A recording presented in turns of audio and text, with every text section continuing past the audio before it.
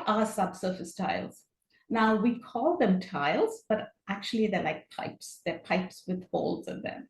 And what they basically do is they install these in the farms. They grade their land. They do a complete survey of the layout. And what they do is they install these tiles.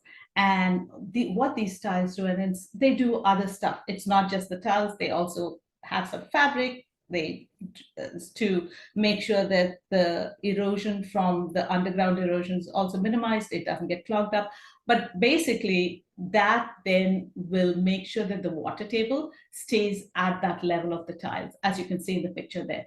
Now, how these tiles are set in a farm all depends on the layout, the type of soil, and what they're growing and things like that. But the other thing I do want to point out is subsurface tiles are not a standalone solution, right? Because what happens with this is, I'm sure the surface erosion goes down, the water clogging and the water staying in the fields goes down. But what happens is that now the water has a nice, easy way of getting out. And along with it comes the nitrates and the phosphates, which we all know, and especially Arun will tell you, are really not good for whichever water body they're going into, right? So what a good farmer does, and one of our friends in Iowa does this, is they create these retention ponds at the end of their fields where they grow they have gates, they have valves, and what they're able to do is reduce the amount of nutrients before they let the water out into the main water body, whether it's a river or a stream or a pond. And the second thing that also allows you to do is to make sure you're not flooding your neighbor downstream's land. That's the one thing you don't want to do, right? So there is no standalone solution, but this is definitely has been a good part of a more elegant solution in some ways. Now, as I was telling you, this picture on top is our home. And one thing you don't realize is the house really has a very steep slope. And if any of you know North Carolina, we get some really heavy rains. Our rains here it's a lovely state. We get a lot of rain, but for our house, especially because we are some of the lowest in the neighborhood, all our neighbors' water and storm waters come to our foundation, and that's not a good thing. So recently what we did was, you see that little red thing, we built this thing along our foundation, and this is what a drain tile looks like. That's what is then installed. And basically what I have, since this happened, I kind of go out after every rain, and I did that this morning as well because we had really heavy rains last night. And the foundation basically has no water around it. And my husband, who's on the phone, will tell you that when we first moved here, we would have puddles of water all around the foundation, which is really not a good thing. Now, I know this is a very it's an example of one, but this sort of gives you some of the potentials of where tiles can be used. So again, agriculture is the biggest place that they're used today, but they're also used in things like golf courses and play fields and big, large developments to make sure that water can be removed more efficiently and also prevent the runoff. And the water can go where you want it to, rather than where it chooses to.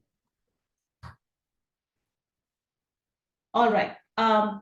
This is, for those of you outside the US, this might not be a very important slide, but in the US, in the Midwest, we have about 53 million acres, 48 million acres in the Midwest, which have agricultural tiles today. But what really caught my interest was the fact that in 2022, the USDA did a survey, and they found that the largest increase in agricultural tiles was in California. Now, you all know that California doesn't get that much of rain. So you're like, okay, what the it's what's the problem there? The problem is that they get their irrigation water from the Rio Grande, and the Rio Grande is becoming much more saline than it was. So what do they grow in California? They grow almonds, and especially in the Central Valley and in the Imperial Valley. And that crop is extremely susceptible to salinity. I was listening to a webinar the other day, and this was the topic of the webinar. If anyone's interested, I can send a link later. But so they started installing drainage tiles in the Imperial Valley, and they saw the largest increase so that they could get this water, the salt water, more quickly out of their fields. Again, I do want to remind you guys that it's not all peaches and cream, that there are some downstream effects which need to be worked on. Now, why add IoT? Why not keep technology simple? I think the best way to talk about this is, one, the water management is better. So if you do have IoT and you have a collection pond or a gating system, it's much easier to operate it using technology and do it at the right time. And then you, as I said, it's most ideal. You can use it as most ideal conditions, as well as not release the water when it shouldn't. Cost efficiency, I think that, at least in my initial analysis, drainage tiles, as I said, are mechanical features. They do need maintenance. They do get clogged. And the sooner we realize a clog, it's easier preventing emergency repairs than doing regular maintenance and sort of catching an issue ahead of time. In fact, in my last job, which was in refrigeration, I think emergency repairs almost cost about 15 to 20 times more than actually identifying an issue and going and resolving it soon. I think the early problem detection is a huge part of the cost efficiency. Finally, I think data, to me, is extremely critical, and IoT allows you a way of collecting data and then using that data to actually take some smart decisions. Finally, in the US, especially if it is industrial or if it is a utility, they have significant regulations, and reporting is very difficult, and this allows you to actually improve your reporting. So I gave a couple of use cases, and I think one of the use cases where I see a lot of need, and I've seen some really good examples, have been in reducing salinity. As I pointed out earlier, 5% of the land in India is actually saline. It's actually growing much faster. It's growing at about 10% a year. You're beginning to see more and more salinity in fields.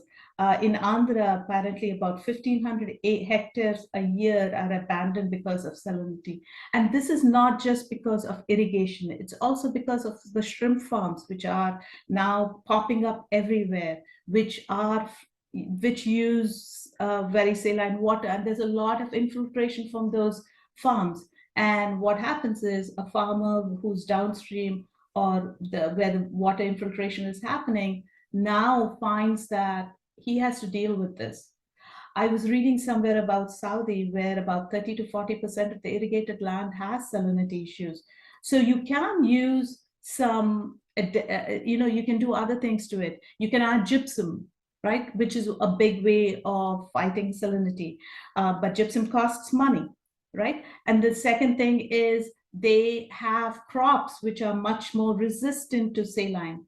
Yes, but then now your seed costs a lot more money. So, and then finally, there are ways of doing it. So as I said, this is a part of a system of solutions that we should be looking at. So basically, the reasons for salinity is, the groundwater increasing in salinity, and the fact that there is insufficient drainage, and that's where the tiles will help. And also that we are now we're going into cultivating in pretty marginal lands where the drainage is quite poor. So I think all these reasons together, and the map on the right shows you where the salinity is really high. And it's really scary to see that it's really high in Uttar Pradesh and Punjab, which is the bread belt for India. Gujarat, Maharashtra, and Andhra, and Tamil Nadu, along the Bengal area and Odisha, these are areas where people are cultivating land, and it doesn't show you in Bangladesh, but Bangladesh is another place where this is a huge issue. So anyway, so here I am not going to stop right now, but my questions for the team would be, hey, what's your feedback? Can we define this problem better? Because the better we are able to define, the more specific we are, I think we'll have a better solution. And also, what does success look like? Is it I saw I was doing something else for a friend, and I was looking at some shrimp farms, and in 3 months' time, they were able to show that they could reduce salinity by about 8 to 10% in the neighboring field. And in 2 years' time, they improved yields by significantly. So, but if we can define what success looks like, I think we have a much better chance of getting there. So basically, again, as I said, subsurface tiles along with other tools can be a part of the issues or part of solving the issue. And finally, there are a lot of use cases which I can talk about, but I'm already out of time. So those would be the recharging of the natural aquifers, the flood mitigation, dewatering industrial and construction sites. These are all things that can be done. And I would love to talk about it, but again, I'm running out of time.